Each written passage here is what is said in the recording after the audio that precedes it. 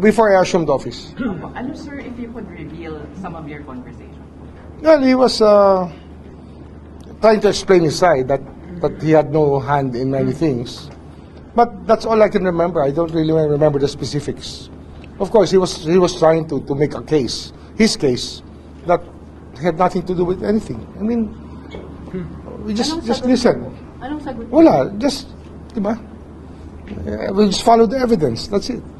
Alam na niya yun, sir. Sinabi. Alam niya na yun. Alam niya na yun. At so far, sir, kamusta po yung evidence? We're building up something. We're building up something. Sir, si President Marcos, sabi po kasi, kayo daw po ba ay naniniwala na doon sa mga sinasabi na wala daw talagang kinalaman si Presidente o iniimbestigahan pa rin po siya? Ano yan eh, the evidence will take you where it will take you. It's hard to make a comment unless the evidence is there. But the investigation will always lead to somewhere that, to some people who will be culpable. And we don't know where it will lead us right now. Ano pa lang yan eh, the revelations are fresh and we're checking on everything. Kahit sino pa po ito? Eh wala naman tayong magagawa eh, kasi nandiyan na yan eh. Evidence na yan eh. Tsaka, we are trying to be as transparent as we can be. Kasi nga, ano na to, this is already an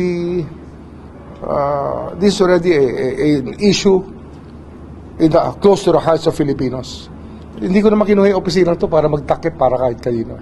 I didn't get this office for that. So suffice it to say, sir, sa ngayon, wala pang ebidensya na posibleng humantong sa Malacanang, si Presidente? Wala pa akong nakikita sa aking mga mata. Pero kinakailangan, pag-aralan lahat yan. Sir, imposible naman yata na makahanap talaga tayo ng ebidensya sa kahit na kaninong senador, presidente, na in other words, sir, yung picture, video na tumatanggap ng pera, etc. So ano ang in the end, it's hearsay, it's just my version of the truth. So ano ho yung Ano yan eh, alam mo, ang hearsay will have its value later on under the revised rules of evidence, residual exception. Section 50 of the revised rules of evidence is something that I wanted to discuss with the law students because it's something that we have to research on.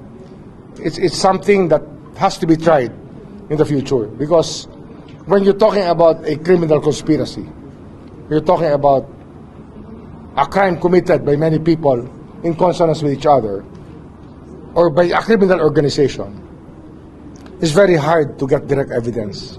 That's why we're looking at Section 50 to fill a gap later on because we feel that it might arrive at that point where things may have to be proven by that kind of evidence. So-called hearsay, but with probative value. Sir, iniimbestigahan daw po ng Ombudsman si Pampanga 3rd District Congressman Dong Gonzales. Yes. So, ano yan eh, contractor yan eh. Contractor. Sabi ko nga kanina, di ba? People didn't believe that there will be any accountability whatsoever and they were violating the law. Harap-harapan. Kasi nga walang nanguhuli. Bawal yan eh. It's a prohibited activity. It's a conflict of interest thing that is found in so many laws on corruption. Kaya mahirap na makatakas dyan. Ano pong iniimbestigahan sa kanya kay Kong Gonzales? Yung kanyang construction company at mga projects. Siyempre, yun naman yun eh, di ba?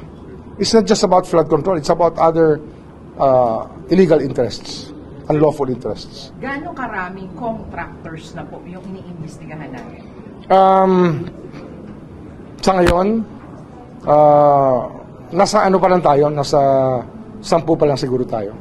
Kasi isa-isa yan eh. Kailangan hihimayin mo eh. Dahil marami magaling magpatakbo eh. At marami namang hindi na nagtago, talagang ginawa na lang. Yung ginawa na lang muna, yun ang unahin natin. Kasi tinatawag na low-hanging fruit. Pero sir, hindi talaga sila maliligtas. O talaga maraming sasabit dito. Maraming sabit dito. Maraming sabit dito. Sir, I understand yung malversation law was amended. Bumigat yung mga pwede. Life imprisonment, 8.8 million pesos and above. Life imprisonment. Factor ba yun? Non-bailable. That's why you decided, at least for the first filing na, malversation not plunder. Hindi kasi nga ang plunder nga na dilute eh. by the Supreme Court decisions on plunder.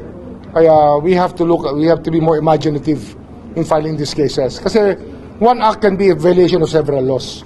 So we'll look at the laws that are easier to prove. Without any, although we want a new discussion. It's one reason why I like going to schools, because I want people to start discussing plunder. People should start discussing plunder again as a law and as it should be construed by the judiciary. Sir, yung 6 to 9 months po na case against Romualdez, ano po yun? Kung sakali. Wag muna natin pag-usapan. We're building up cases now. Parang tagal nga nun, sir, 6 months. Hindi, yun ang tinanong niya eh. Siyempre, sabi ko pwede, di ba? Within 6 months, pwede. Kaya. Lesser. Hindi na natin itutulak kasi yun na yung binigay na period. So kung magkata tayo ron, di ba? Pero kung mas maaga, why not, di ba? Sir, you mentioned after yung phone call niyo with, or yung nakausap niyo si Speaker, hindi niyo na siya kinausap after? Hindi na kami nag-usap ulit. Did he try to call pa rin after? Hindi na. Wala intermediaries. Wala. Nung birthday niya, binati ko siya. Happy birthday. Lumabas sa Viber ko eh. So, binati ko. Thank you. Sir, the call was ahead of you being ombudsman or ombudsman na po kayo? Nung ano? Nung tumawag sa inyo si former Speaker Romualdez, nakaupo na po kayo sa ombudsman or prior? Hindi ko na maalala. Pero tingin ko nakaupo na ako. Yung katapos namin mag-usap, may isang tawag nag-ring ang telepono ko. Pero hindi naman nag-ring ng tuloy-tuloy. Isang beses lang nag-ring yun. Sir, nagbigay ka Alam niya na yun, hindi ko siya kakausapin. Alam niya na. Ibang ano ko eh. I have my reputation naman. Kahit sir magka-brand kayo. Oo, kahit na.